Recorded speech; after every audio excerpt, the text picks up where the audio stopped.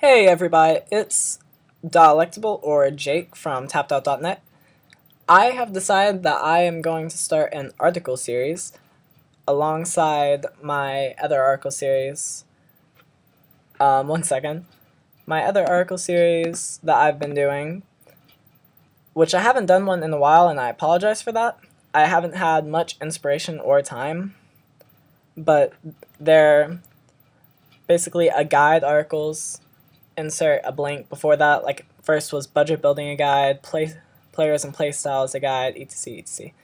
But today, what I'm going to do with these new articles is I'm going to give deck techs on some of my favorite decks on the sites, and just my own decks that I make that I want to show you guys and explain and say what I have been doing with them. So today I thought it would be appropriate to just start off with my most popular deck that I've made, and it's one of the more popular standard decks on the site. It's A Good Man Goes to War, has about 175 upvotes, which is really good. But yeah, so this deck, I've been running Central Rotation. It works really well. It's basically a White Weenie Splash enchantment type of deck is what I explain it to people. It has great elements in it. It uses life gain just to keep aggro at bay, and it's really incredibly fast. And yeah, it's a really nice deck. So today I'm just going to give a deck tech of it basically. And I'll try to go as fast as I can. I've tried to film this video twice already, and both times I got interrupted and they turned out being too long, so this is hopefully going to work out. Okay, so I'll start going with the land base. I run 21 lands, 20 plains, and 1 Nykthos. And honestly, the Nykthos isn't necessary, but it can be helpful sometimes. So I run 1 Nykthos here, and I run 2 Ajani Collar of the Pride. It's double white, 1 colorless. And you can read his other abilities, but he's mainly here for his -3. Target creature gains flying and double strike until the end of turn. When I drop him, he is usually going to be a this is game over kind of card. He has ended a lot of games for me, and it's just amazing.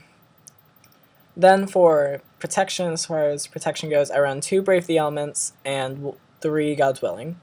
The reason I go 2 Braves over and 3 God's Willing instead of a place of Brave the Elements is because although Brave the Elements can just allow me to do an Alpha Strike or something with the like, God's Willing can give me the Scry, which can be really helpful later game, and oftentimes it's only 1 creature that my opponent is trying to remove.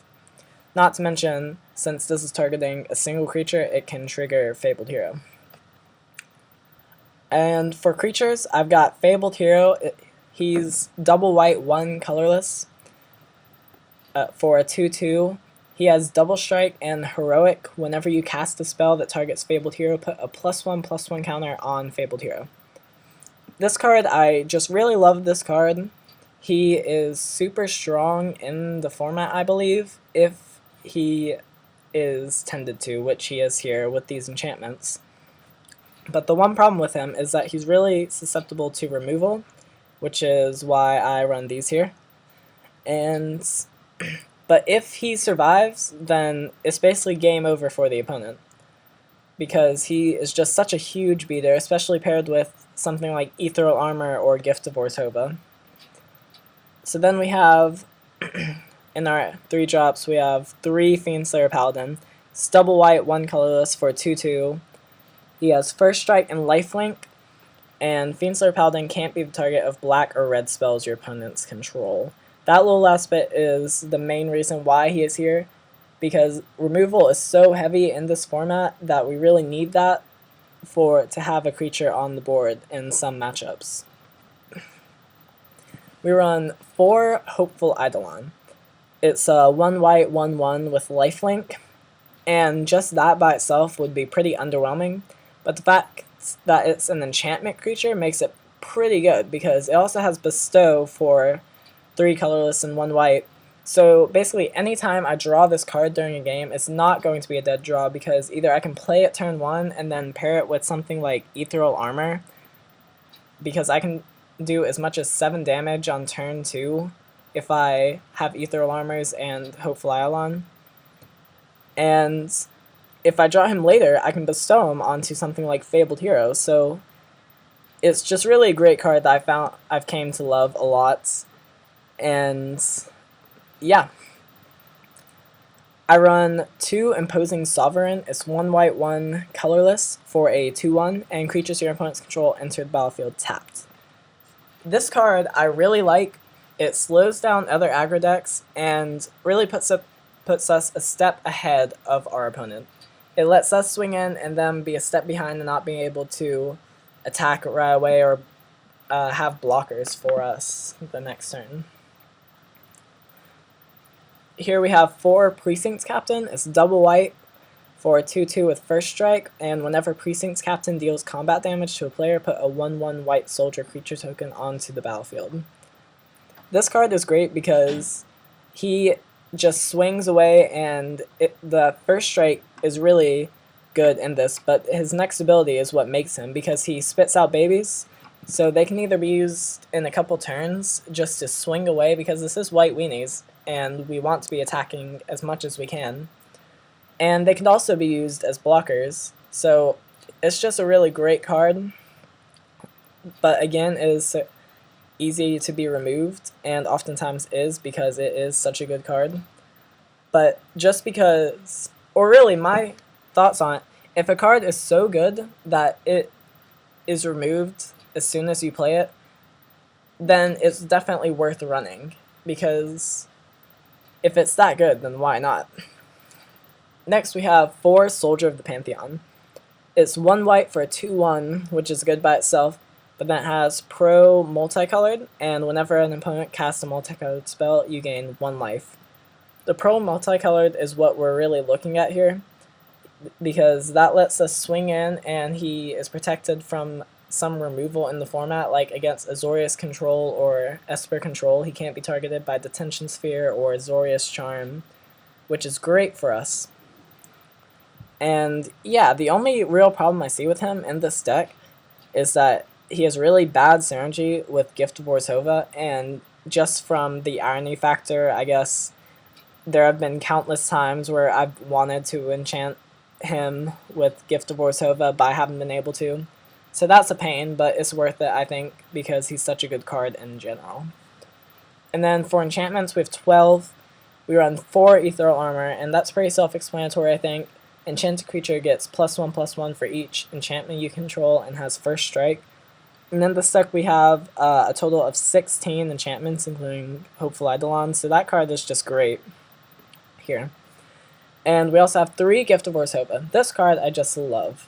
It's double hybrid white-black and 1 colorless for enchant creature. Enchanted creature gets +1/+1 and has flying and lifelink. Its abilities are awesome, not to mention its artwork is sick. Just take a look at that. It's definitely one of my favorite artworks in the game. So yeah, this is here.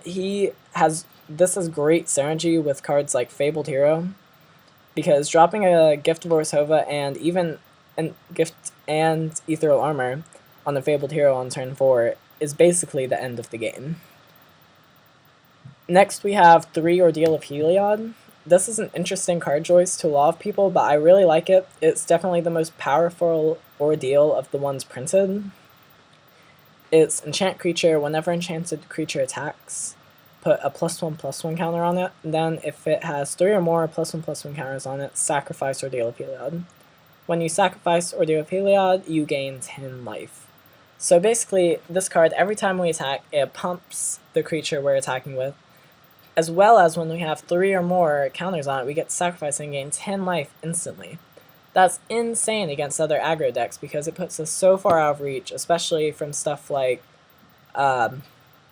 Mono Red Devotion and things like that. And him paired with Fabled Hero is just ridiculous, because turn 4 playing double ordeals on a Fabled Hero and then swinging and gaining 20 life. Yeah, it's pretty awesome. Next we have 2 Sphere of Heliod. It's double white and 1 generic, and it has creatures you control get +1/+1. And for double white and 1 colorless, we can tap it and destroy target creature that dealt damage to you this turn. That last ability, although it doesn't seem like it would be, is relevant a lot of the times because it's often overlooked, and therefore when they swing in with the Desecration Demon that I can't block, I can just say sure and then kill it. So that's always fun. So that's the main board, which does pretty well, and I don't do a ton of sideboard usually, but let's take a look at the sideboard. I run 3 Banisher Priest. When it enters the battlefield, exile target creature an opponent controls until Banisher Priest leaves the battlefield. This card is great. It comes in against Mud because we can use it to take out a Master of Waves and then just kill off all of its tokens in doing that. So that's a sick move I like to do, and you can see other instances where it would be useful. Then I run 3 Celestial Flare. It's double white, target player sacrifices an attacking or blocking creature.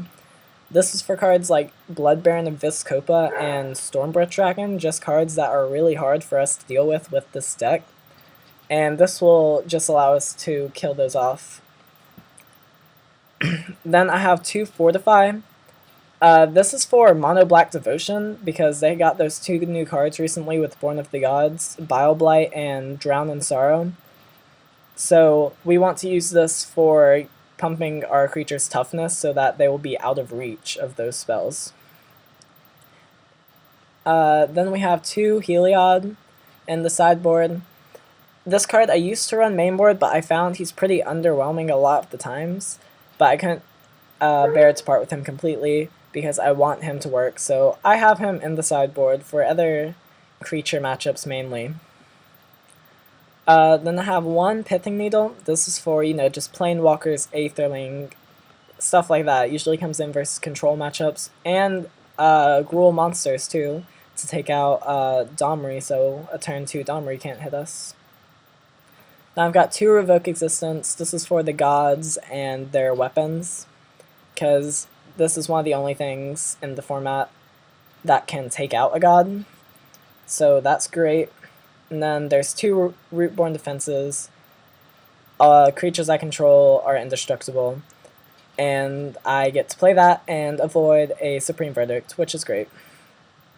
So that's the deck list. It's a really fun deck to play, and I've been having a blast. I've ran it since rotation. I know how the deck works in and out. And the best part about it really is that it's so cheap. This deck comes out to $103 about on TCG Player. Not to mention the 20 lands I pimped out and got Zendikar lands. But yeah, it's a really fun deck. It's pretty cheap. I'm on a budget because I'm a high school sophomore, so every deck that I make, I have to go on a budget when doing that. So this is why I came up for this rotation, and it's worked really well. So if you liked the deck, I hope you might try to play it or play something like it. A few people have. They've had varied results. One person went and got 2nd place at their FNM, I believe, with like 40 or so people there, which is pretty cool. And then other people have had less luck, but with that being said, they were running the deck for the first time. But yeah, I encourage you to try out the deck if you want to. It's a really fun deck to play. And yeah, I hope you liked the video and the deck. I will link the deck in the description below for you to check out on tappedout.net. And if you liked the video, give it a was on YouTube. Likes, I don't even know, guys. Anyways, thanks for watching the video. Come back next time, and I will have another Magic the Gathering video for you to watch.